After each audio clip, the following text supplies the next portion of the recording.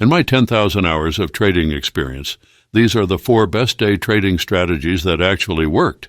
I will share them in the order I use them from the start of my trading journey to now. Number 4. For this strategy, I primarily focus on around 5-minute time frames. The reason is it's quick enough to get in and out of trades, but slow enough to think, analyze, and calculate position sizes.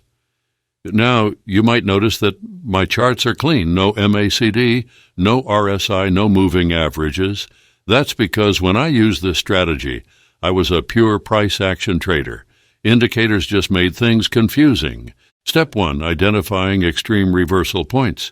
You know how when you're looking at a chart and some patterns or price points are visible instantly?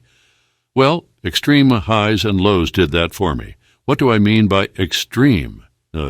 Picture a V shape in the price, where the price surges in one direction and then sharply reverses.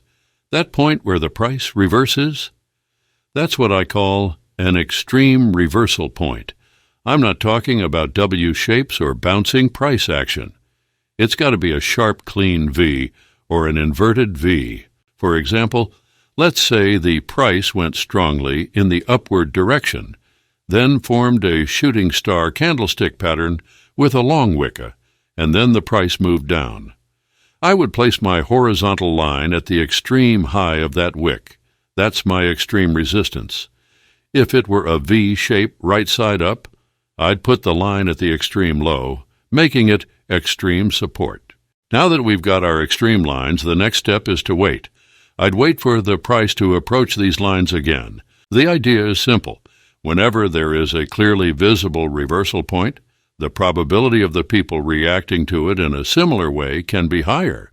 This happens around 60% of the time, according to the data we have found on the main Trading Rush channel.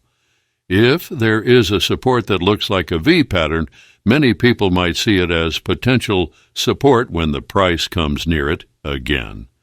This is similar to how stock market participants see a crash bottom as strong support and an all-time high as a good resistance. As the price comes down near the strong support, people start buying well before the end of the support, but the best support resistance entry in this support area is at the bottom.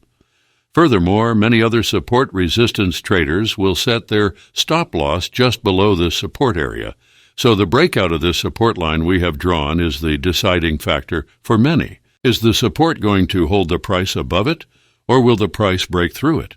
By taking a long trade at the edge of the support, I not only get the best entry price, but if I set the stop loss just below the support with many other traders, I also get a good reward-risk ratio. But how do I know when to enter the long trade? Well, here comes the crucial part, identifying strong price rejection. Imagine the price nearing one of these extreme lines. What I'm looking for is the price to kiss that line, and then, wham, a sharp move in the opposite direction. The longer the wick, the stronger the rejection, and that's my entry point. I wouldn't enter the trade immediately after the rejection. I'd only enter after the rejection candle has closed. Why? Because the markets can trick you. Sometimes there'd be a sharp rejection, but before the candle closed, it would reverse, effectively canceling out the initial rejection signal. Also, if the price happens to move too much in the entry direction after the rejection, I would avoid taking the trade. That's because now the entry price is too far from the extreme support resistance. The risk-reward is not worth it. As soon as I spotted a strong rejection off an extreme support line and the candle closed, I'd go long, setting my stop loss just below the wick of the rejection candle. My reasoning was simple, that wick represented a strong buying pressure, and if the price goes below it means that buying pressure wasn't so strong. For profit targets back then, I'd aim for a 1-to-1 reward-risk ratio. Nowadays, I would recommend using a lower reward-risk ratio, such as 0.5 to 1. If the price has a lot of room to move in the entry direction, then I would use 1-to-1 reward-risk ratio. For a short setup, it was the same story, but in reverse. A strong rejection at an extreme resistance would be my cue to enter a short position. with the stop loss set just above the wick of the rejection candle. So number 3, while I was using the strategy that focused on extreme reversal points, I noticed that there were times when the price would move towards the extreme support or resistance, and then nothing would happen. This was frustrating, as it meant a lot of time spent watching the charts without any result. So to optimize my time and increase my chances of making successful trades, I decided to adapt the strategy. Instead of only looking for extreme reversal points that resemble a V pattern, I also started scanning for price ranges, where the price is staying within a range for a while and the edges of the range are clearly visible. If the price has been in a range for a while, its support and resistance are most likely also visible on multiple time frames. If many traders can see those support resistance areas, they are just as good as the extreme V-shaped reversal areas. So here is what I did. I opened around 5-minute time frame charts. Just like before, I would draw horizontal lines at the edges or extreme wicks of the support and resistance. Now, if the price comes in at the extreme resistance wick but then crosses it clearly in the upward direction, the previous strategy setup becomes invalid. In this case, I wait for the price to move in the opposite direction as if it's carrying out a pullback. As the price comes back towards the breakout resistance, I want to see if there is a price rejection. If there is strong rejection, it basically means that the breakout resistance is now acting as support and there is higher buying pressure from it. When I see the higher buying pressure, I enter a long trade and set the stop loss inside the range below the support. Similarly, if I was waiting for a price rejection from a strong support and that didn't happen, and instead the price went down, clearly resulting in a breakout of the support, then I wait for the price to move back in the upward direction as if it's carrying out a pullback. Then I wait for the price to get strong rejection from that previous support level. If there is strong rejection from the support, it means that support is now acting as a potential resistance. When that happens, I take a short trade only when the candle is closed. I set the stop loss above the breakout, which in this case is above the support level. It's important to note that this time, since the support and resistance are not the extreme edges, we can't set the stop loss right next to them.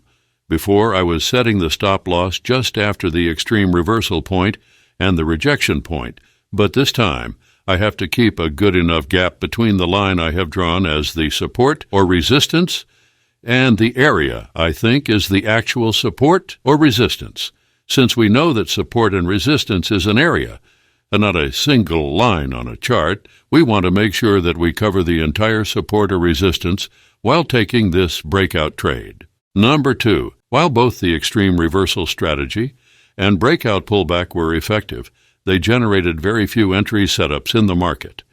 Waiting for the right moment can take a long time, which might lead to impatience and even cause you to see trading opportunities that are not actually there. So I adapted my approach. This time, when I opened the chart, I selected any time frame between 5 minutes and 1 day. For this strategy, we are not going to use rejections of the candles that much, so the time frame doesn't really matter.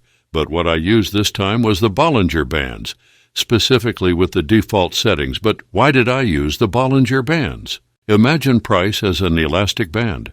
When you stretch an elastic band too far and release it, it snaps back to its original position. Similarly, when the price stretches too far in one direction, it often corrects itself and returns to its average.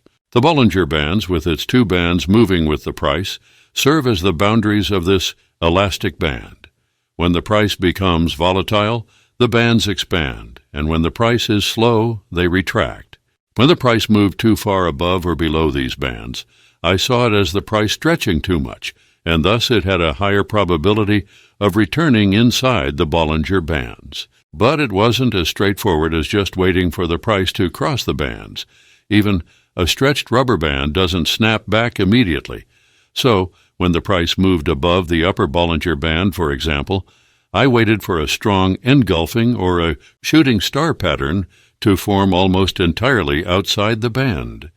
Then I took a short entry at the closing price of that candle and set my stop loss above the highest point of the upward move. On the other hand, if the price went far below the lower Bollinger Band, I waited for a strong and clear engulfing or hammer pattern.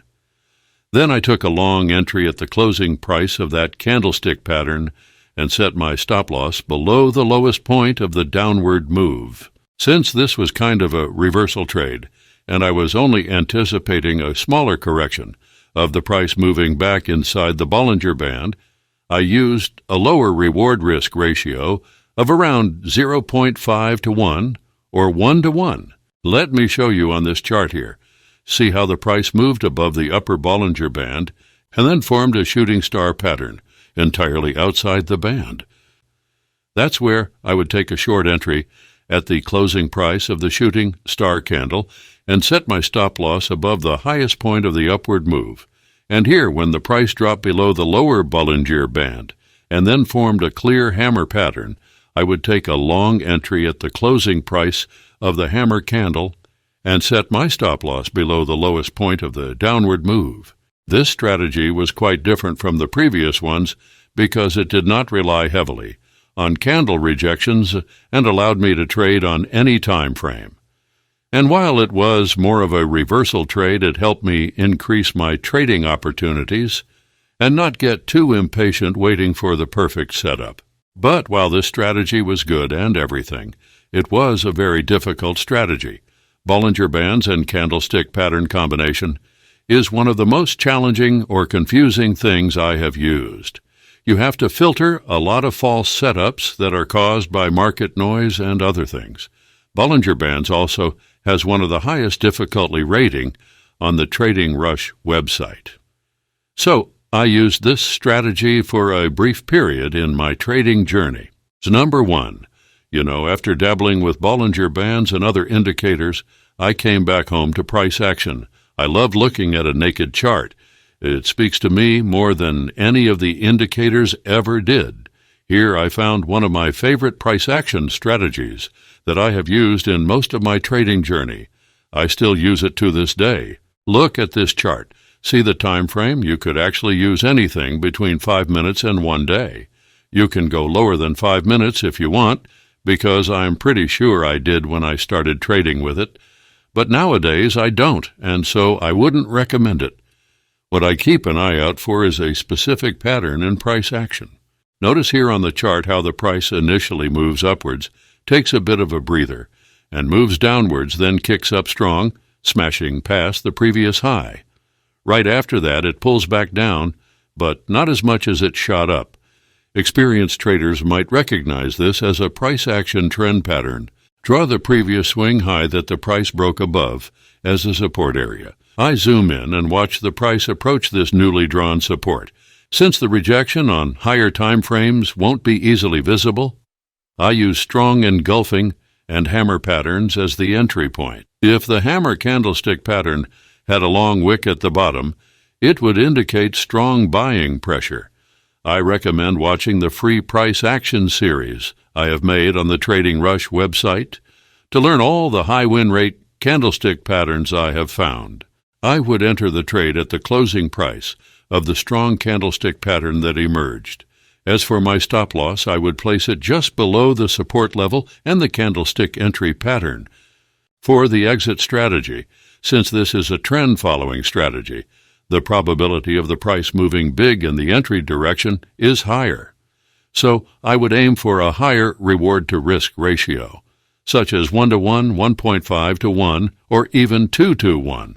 Although I rarely go that high these days, back in the day, I would use whatever reward-risk ratios that fit before the swing-high resistance, but nowadays I stick with 1 to 1 and 1.5 to 1 below the resistance. Now flip the strategy. If the price is moving down, then pulls up a bit, crashes down again, and takes another breath by pulling up. You see where I'm going with this. I treat it the same way, but in reverse. I mark the previous swing low as a potential resistance area. If a shooting star pattern appears or any other reversal pattern, that's my signal. In this case, I enter a short position at the closing price of the candlestick entry pattern, set a stop-loss above the entry candle and above the resistance, and again use a 1 to 1 or 1.5 to 1, reward to risk ratio before the swing low support of this trend pattern.